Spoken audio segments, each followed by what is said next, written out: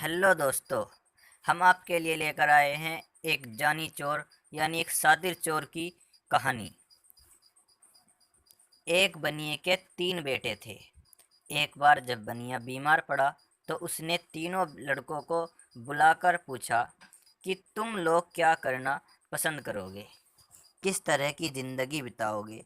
बड़े लड़के ने कहा कि वह दुकान से ही गुजारा कर लेगा। छोटा बोला, कोई अच्छा सा व्यापार कर लूँगा। लल्लू, जो कि सबसे छोटा था, बोला, मैं तो चोरी करूँगा।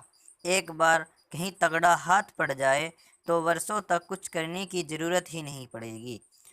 उसकी बात सुनकर बनिए को बहुत दुख हुआ। बोला, बेटे, चोरी करना आसान काम नहीं है। पकड़े गए तो मार मार कर भुर्ता बना दिया जाता है। उसके लिए अकल की बड़ी ज़रूरत है। लड़का बोला, इतनी अकल तो मुझ में है, चाहे तो इम्तिहान ले सकते हैं। बनिए ने कहा, तो तुम्हें दिल्ली जाकर अकबर बादशाह का घोड़ा चुराना होगा, जिसे पिछले दिनों काबुल से मंगाया गया है। यदि एक हफ्ते के अंदर तुम घोड़े को ले आए तो मुझे विश्वास हो जाएगा कि तुम्हारे में अकल की कमी नहीं है। अच्छा कहकर लड़का उसी वक्त दिल्ली की ओर चल पड़ा। दिल्ली पहुंचकर पाया कि शहर के चारों तरफ कड़ा पहरा है। वह बाहर सड़क पर रुक गया और सोचने लगा कैसे अंदर चला जाए। कुछ देर बाद उसने एक नाई को आते देखा। पास आने पर पूछा, भाई कहाँ जा रहे हो? नाई ने बताया कि वह रोज़ हजामत करने शहर जाता है, यही उसका धंधा है। पूछा, तुम कौन हो? लड़का बोला कि मुझे जानीराम कहते हैं और मैं भी इस शहर में जाना चाहता हूँ। नाई ने बताया कि शहर के अंदर वही आदमी जा सकता है जो कुछ काम करता हो। फालतू आदमी को शहर में नहीं घुसने दिया जाता। सुनकर जानीराम सोचने लगा, कैसे शहर में घुसा जाए। नाई से वह बोला, अच्छा भाई, मैं वापस ही लौट जाऊंगा, लेकिन मेरी हजामत तो बनाते जाओ। नाई ने उसकी बात मान ली। बोला, बैठ जाओ। जानीराम बैठ गया, किंतु पानी न होने के कारण हजामत कैसे बनती। तभी जानीराम से दूर एक तालाब की ओर इशारा किया। बोला, वहाँ से कटोरी में पानी भर लाओ, तभी हजामत बनेगी। नाई ने अपनी पेटी वहीं रख दी और पानी लेने चला गया। अब क्या था, जानीराम ने पेटी को कंधे पर लटकाया और अपने को नाई बताकर तेजी से शहर के अंदर घुस गया। शहर पहुंचकर वह एक भटियारी के पास रहने लगा। धीरे धीरे उसने भटियारी को काबू में कर लिया। उससे बोला, अगर तू होशियारी से मेरा काम करती रहेगी तो तुझे रोज़ एक असरफी दूंगा। बुढ़िया राजी हो गई। तो उसने बताया कि आज से मेरा नाम जानी चोर है। किसी को पता नहीं चलना चाहिए कि जानी चोर कहाँ रहता है। अगले दिन उसने एक पर्चा लिखकर बुढ़िया को दिया कि उसे ले जाकर दरबार में डाल दे। पर्चे में लिखा था, बादशाह सलामत, जानी चोर इस शहर में आ चुका है। वह आपके काबुली घोड़े को चुरा लेगा।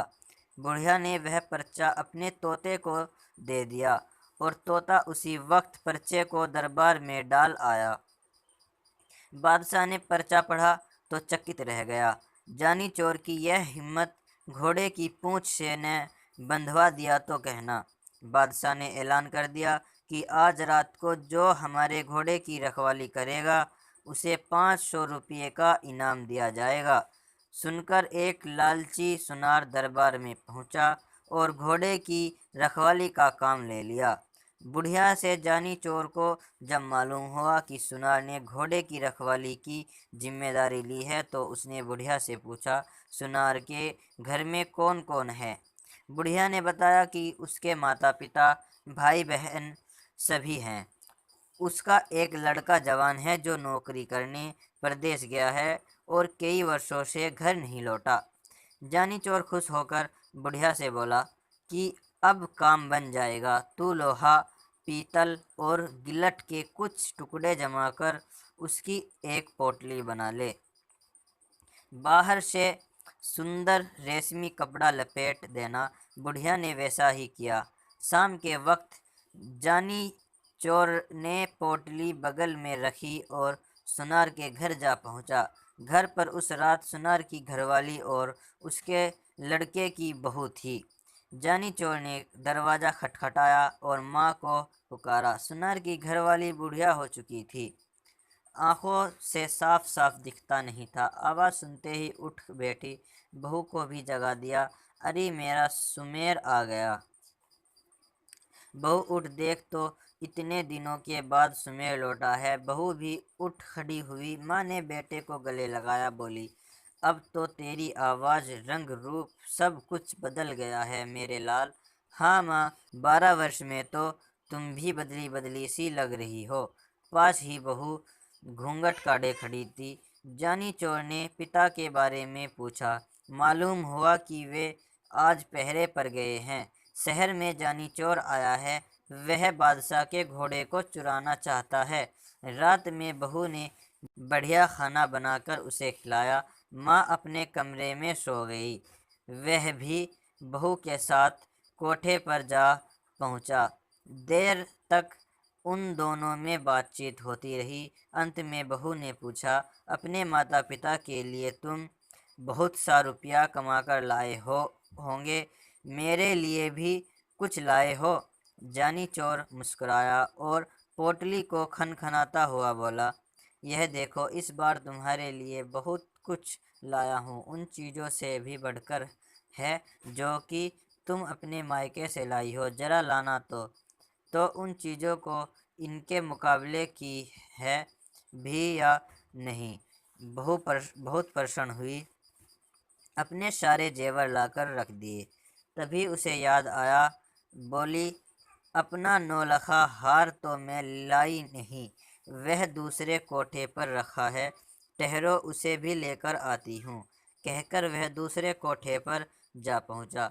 जानी चोर ने सोचा कि भगवान ने उसे अच्छा मौका दिया है, इसे खोना नहीं चाहिए।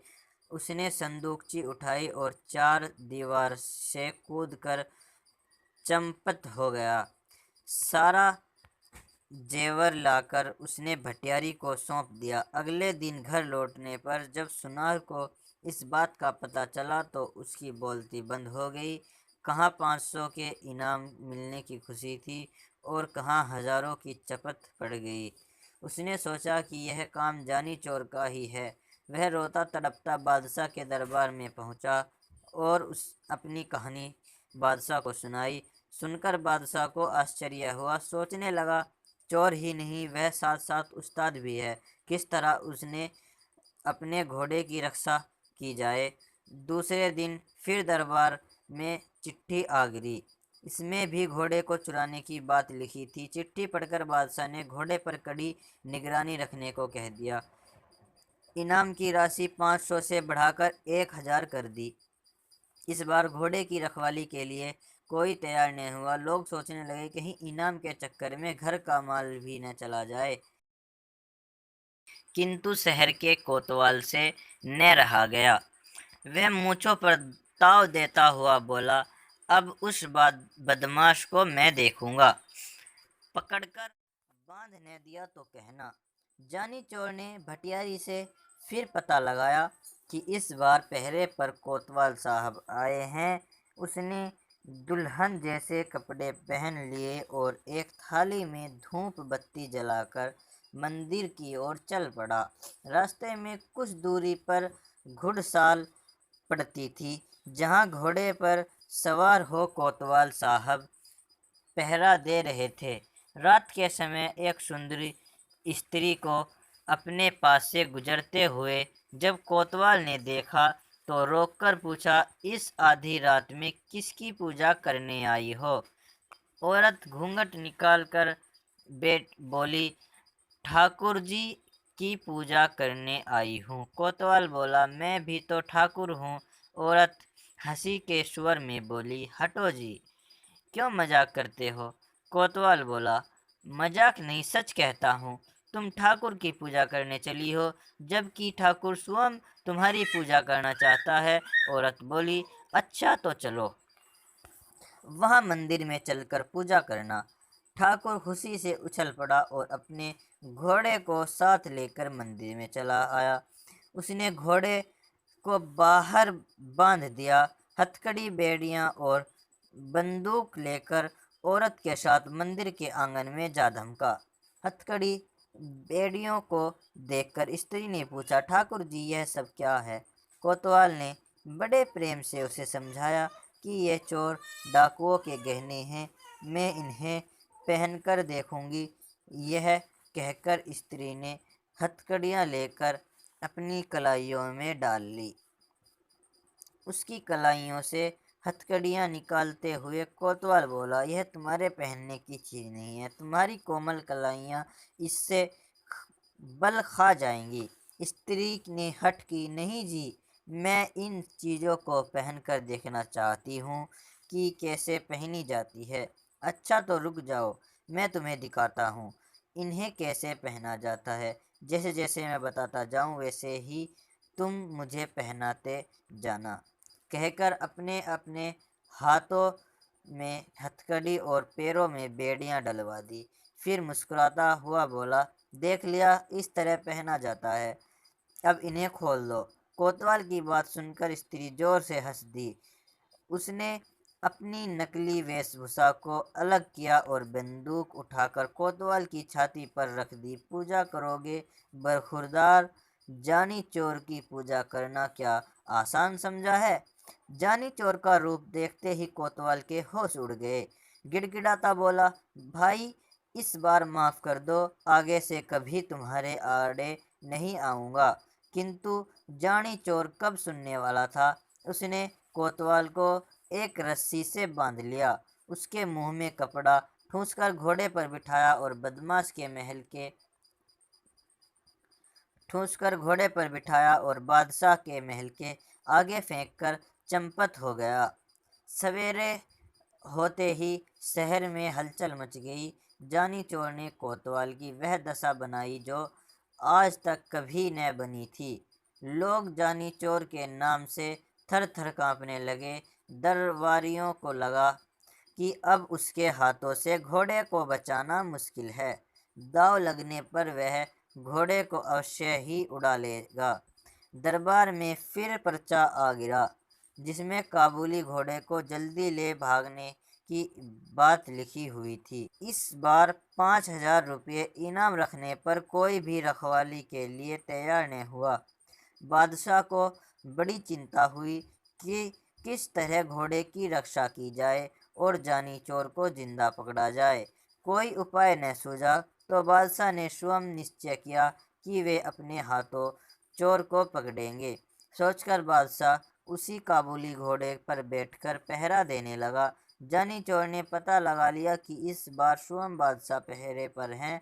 वह एक बुढ़िया का रूप बनाकर मंदिर वाली सड़क पर जा बैठा और चक्की आगे रख अनाज पीसने लगा। सड़क के किनारे बुढ़िया को अनाज पीसते देख बादशाह ने पूछा, इस वक्त किसके लिए अनाज पीस रही हो? बुढ़िया हाँफती हुई बोली, क्या करूं सरकार, बुढ़ापा बहुत बुरा है और उससे भी बुरी चीज़ है गरीबी।